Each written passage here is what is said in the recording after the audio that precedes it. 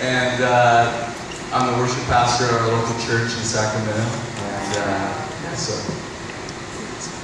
I'm Jared Johnson, one of the JC worship leaders as well, and youth pastor at our local church in Sacramento, along with my wife. Having a blast. I am Katie Torwall, and I'm a worship leader with Jesus Culture Church. And what else? A friend of this guy. Married, yes. Yeah. We have 2 dogs, and I'm Brian Torwald. That's all you need to know. I'm also a friend of this guy, but not in the married sort of way, which is good. I'm Chris McCarty.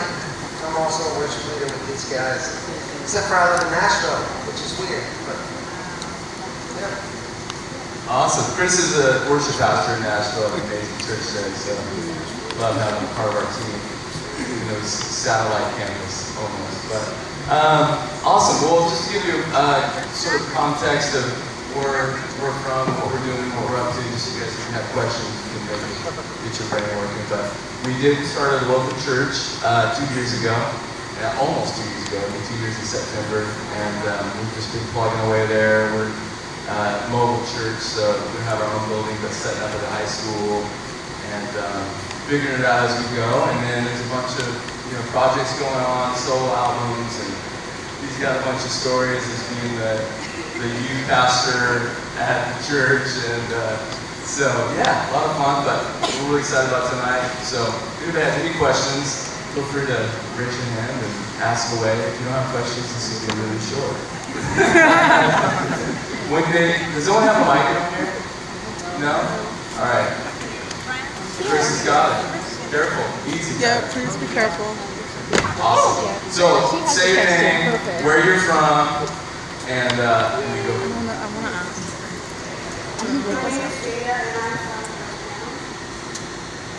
She loves you guys. Do you have any questions?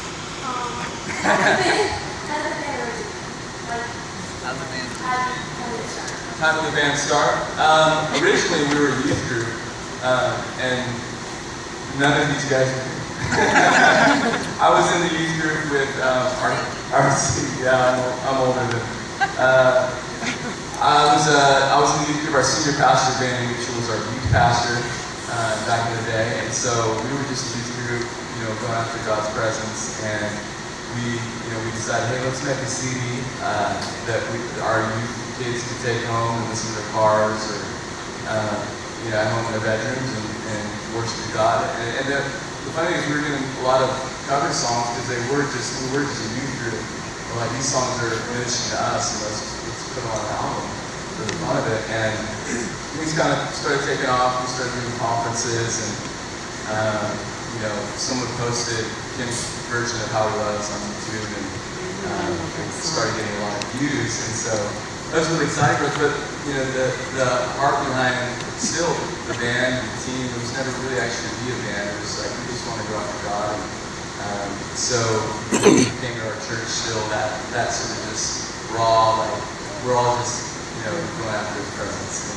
And our pastor says, his sort of mission statement is like, I just want to get together with friends and change the world. And so it still feels like that's sort of the heart. Like we never really, again, like we're very intentional about being a band. We're just trying to be faithful to what God put in front of us. Practically, it was myself, and then Kim came a little bit after that. But myself and the keyboard player, Ian, was there from the beginning, and playing the youth group, leading the youth group, and then over the years, like Derek and Cole Waltz, maybe 3 years ago, Barney. And so the band just started forming. Well, we were buddies a long time. Yeah. All the way back in the beginning. We were like buds. Yeah, I was drumming a lot back in the day, and I remember Chris coming to our church, and I was like so inspired by his worship leading, and just a super fun guy. So we've been friends for, I don't even know, 20 years? It's been a long time. 15. And he wrote Your Love Never Fails, and I remember him singing it. I was like, our pastor was like, you gotta do this song. I don't even know if we asked him if we could, and we just recorded it. So anyhow, sorry, I won't answer your questions, but the band sort of formed over the years. Yeah. My name is Sam. I'm from Bellswood, Maryland. And quick question. Was your guys' church already called Jesus Culture, or how did you guys come up with the guys' name? The name Jesus Culture, where did it come from? That was my question. What's your church called? We were Raise your from hand. church a couple hours north of Sacramento. And, Just start. But the name itself, Jesus Culture, again, was like our youth pastor. He was walking through the mall and he saw a shirt that said counterculture. And he's like, yeah, I love that idea of like, not giving in to just the norm of just following society's, trends. But he's like, it sounds a little too rebellious. What about Jesus Culture? And we actually used that name. It was the name of our conferences, our summer conferences for years, where we would, people would come and in the morning we'd do worship. And then we'd actually send everybody out on the streets. Did you guys know that? We'd send everybody on the streets to, pray for people, hand out food to the homeless and whatever. And the idea was like, we wanted people to come to conference to encounter God, and then take that back to their cities and be an encounter. Create that culture of Jesus wherever they go. And so that's sort of where the name came from, and then it just sort of, the band took on the name, and then now the church is also, just naturally sort of taken on the name Jesus Culture. So it's a bit confusing because people are like, what is Jesus? Is it a band? Is it a ministry? Is it a church? It's all of those things now. And so now that we have a church, we're sort of filtering everything we do through the local expression of Jesus Culture. Great question. Anybody else? Someone else talk. You better raise your hand. All right. He's coming over here. I'm calling him for you. You guys get inspired to write amazing songs like God with Us and Alive in You and everything. What kind of environment do you find yourself in? Just like one-on-one moments with God, or just like spontaneous moments, or just like in nature? Every single song we write in nature. No, I think all of the above. I think, a lot of the songs, God With Us specifically, came from like a life experience through some of our friends. Katie wrote the chorus and the bridge kind of out of one of our best friend's daughter being in the hospital, and it kind of came out of that season. I think a lot of the songs, specifically for this record, for Let It Echo, they all came out of our community over the course of a couple of years of kind of some ups and downs within our, church plant and growing community. We had some incredible healings and miracles, and we had some losses in our community. And so it's all the songs are pretty raw and come out of the seasons of life that we've been out of. Writing worship songs were pretty intentional about, trying to have good theology and being in the Word and having a good community around that. And this is kind of the first season that a lot of us have embraced co-writing with other worship leaders and songwriters kind of from all over the place. And so for us, it's been a really good growing experience, learning how other people write and learning from other people's experiences and trying to put that into words and melody that can, be brought into a context of corporate worship. So that kind of makes sense. Another question? Hi, Melody. How you doing? I'm really excited to worship with you tonight. But my question is, what is one thing that God has shown you over the years or given you to keep this in perspective? Right? Because those who are being called into it, we get caught up in the being on stage and the singing and all that. But what are some things that you can give someone like me who's aspiring? Like, what are some of the things that God gave you to hold on to other than you just being on stage?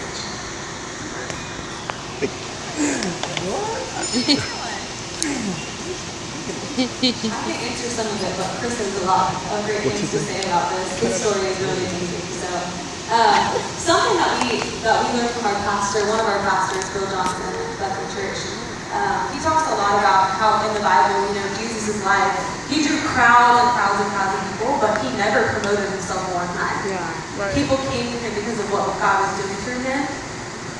But he wasn't sending out flyers saying, come to my event, I'm going to meet over here on I'm going to do the Sermon on the Mount this day, this time, He wasn't advertising for himself, and he didn't have to promote himself.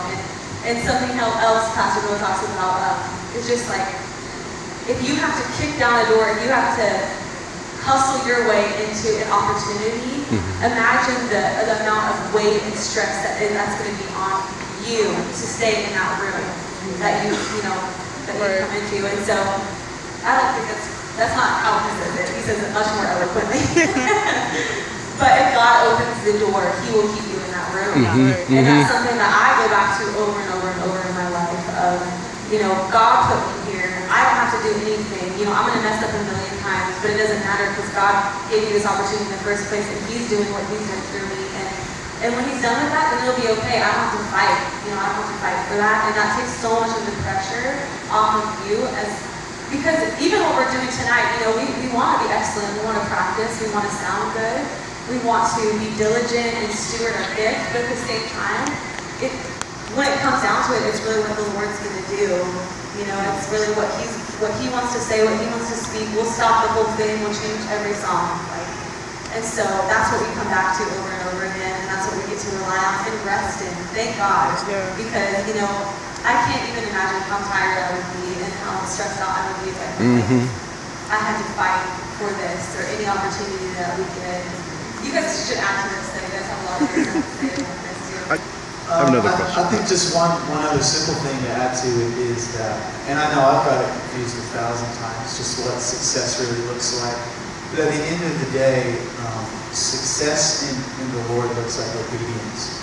So if he's asking you, and we've talked about this before, but he's asking you to lead 3 or 4 people in worship at a small group, or he's asking you to be on stage in front of 1,000 people. The numbers of people and what the size of the event looks like and the level of influence, none of those things matter as much as are you doing what God asks you to do. And every one of us have the ability to hear his voice and get a clear understanding of, God, what is it that you've put me on the earth to do? What is it that you've called me to lead in? And then you do that thing. You lean into it. Whether you feel equipped to do it or not, obedience is really the best success. So I think for each one of us, there really is a guiding thing. Just, Lord, what are you asking me to do? And even if it's something I don't feel comfortable doing, I'm going to step out and do it because you've asked me to do it. So I think obedience really is success. Can I get one? What's that? Can I ask one? She had her hand up. Okay. Next. Okay. My name is Angie. I'm from currently Martinsburg, West Virginia. And through your music, pretty much everybody that's heard it has had some kind of encounter. A few years ago, I went to India, and right before we left, our worship team was playing Dance With Me, and I had this amazing vision, and a week later, everything in that vision, to the nitty-gritty little detail, came to pass. So my question for you guys is, what kind of encounters do you have as you're writing the music or even playing the music? That's a great question. I think we all encounter God in different ways, and especially more direct to your question, in the writing process, it looks different for everybody and for every song. For instance, the song Miracles, which I share a little bit about on the album, came from sort of this place that my wife and I walked through, having to choose really, I believe, I didn't see a miracle for my son, and I believe that you are a miracle working God.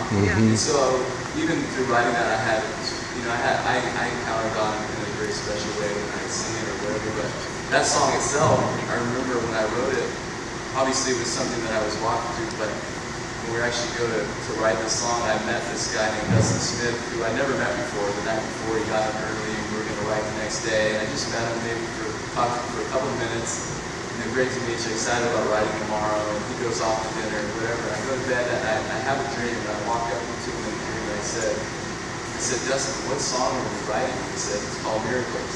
And so I woke up that same night, my friend who was staying in my house with me said, man, I have these dreams about another song that is actually going on my soul album. I was like, man, I had this dream that I walked up to Dustin and I said, I feel like we're supposed to, what song are we writing? He says, oh, Miracle. So when Dustin showed up at 9 a.m. in the morning, I was like, man, this is crazy. And I don't know if we'll get to it today, but I had this dream. And so we ended up writing that song.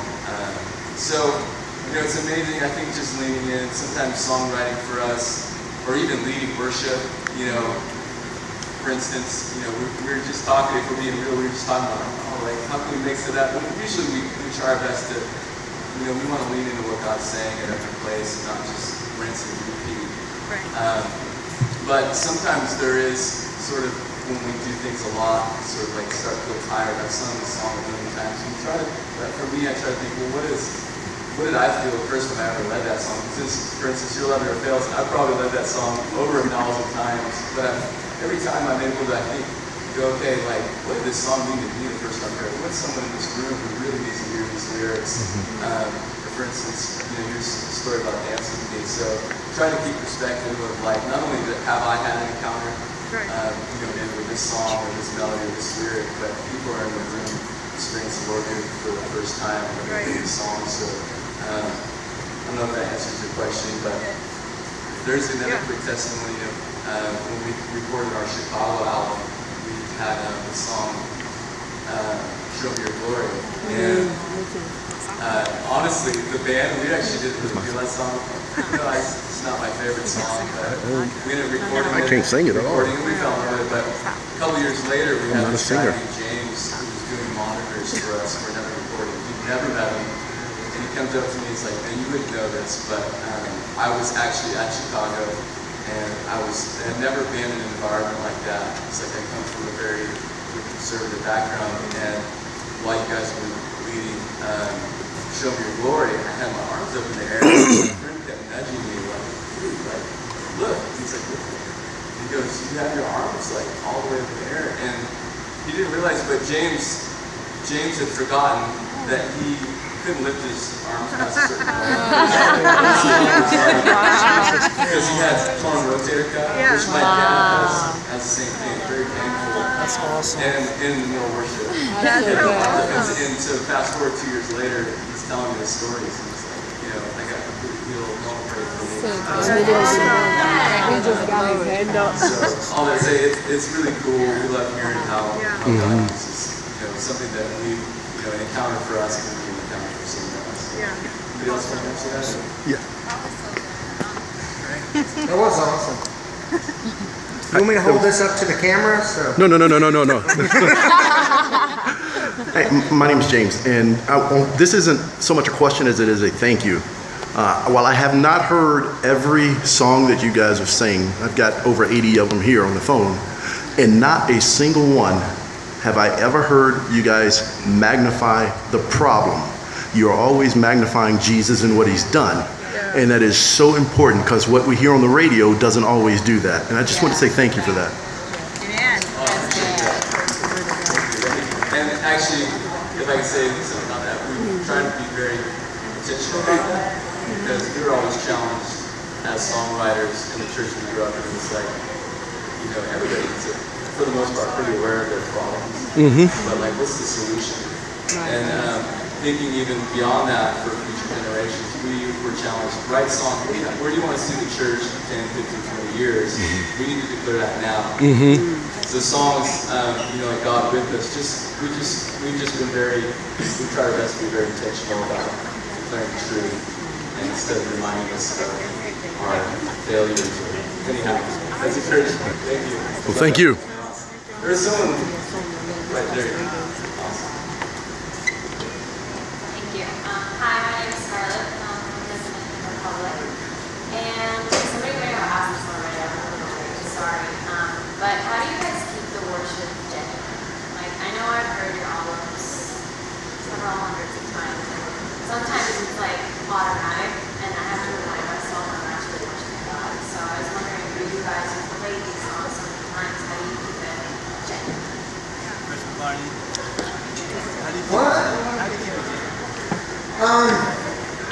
That's a really good question. For me, it's always fresh, because we're always with new people, and I don't I'm the wrong person to answer that. Because everything is fun to me. Like, literally, it's always going to be fun wherever we go. And so these songs always feel new and always feel fresh. And the way I keep it fresh to me is I just don't do the same thing twice. So even we've done the same songs almost every stop of this tour. But we never do them the same way. Always different ad-libs. And you're always chasing after what God has for that moment. We'll hit these places in songs where you can just cycle through chords, and I just kind of, what's the Lord doing right now? I ask him, what are you doing? Then just sing the Cliff Note version of what I feel like God's doing in the place. Sometimes it works, sometimes it doesn't, but it always keeps it fresh. And I think the risk factor too, we talked about that, not knowing whether it's going to work or not, also kind of helps to keep everything fresh. Because stepping out there, No, that's good. I think I'm always. He's always worthy of our affections, and I think for us, we do this often, but it's really important that we keep perspective that no matter what, no matter how we're feeling, if we come to other times, he's always worthy of our best. And so trying to really keep that like God, I may be tired, I may have sung this song a million times, but you deserve this often, no matter what. And I also try to just even, because he's always with us, but how would I worship if I actually see him standing right in front of me? And it's an amazing thing because I think if we could actually see that like the angels do, it talks about, every time they gaze upon him, they get a fresh revelation of him, and they bow down and say, "Lord," they respond in worship. And so if we could actually see him, what would our praise look like? So it's not always easy to do. You get distracted trying to do the songs or whatever arrangements, but ultimately it's like we're worshiping this King who's with us, who's present. How do we worship with that in mind? I think we have time for one more question. Do you want to add something? No, you took mine. She told me that earlier. I'm going to let you pick who gets the last Except him. one.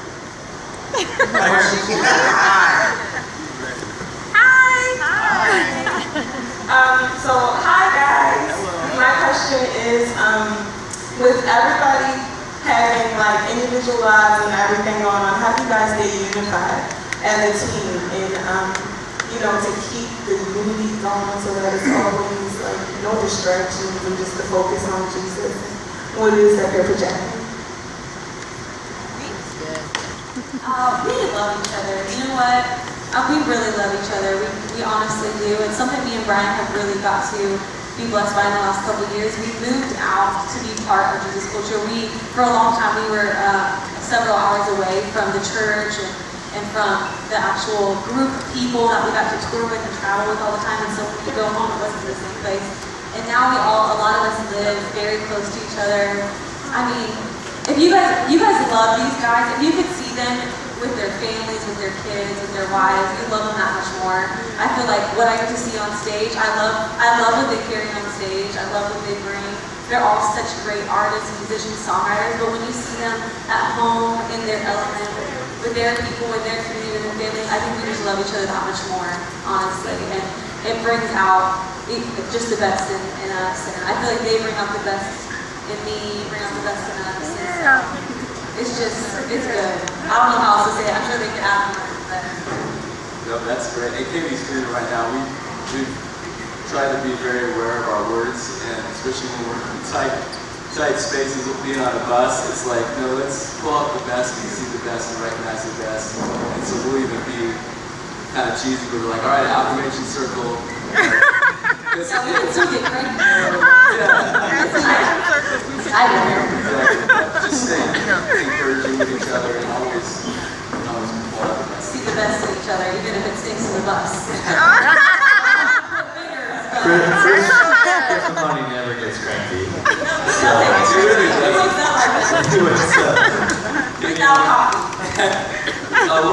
Thanks again for coming out early and hanging out with us. And we really appreciate it. You guys would, it's an honor that we get to talk to you guys. So thanks again. And we just pray for you guys.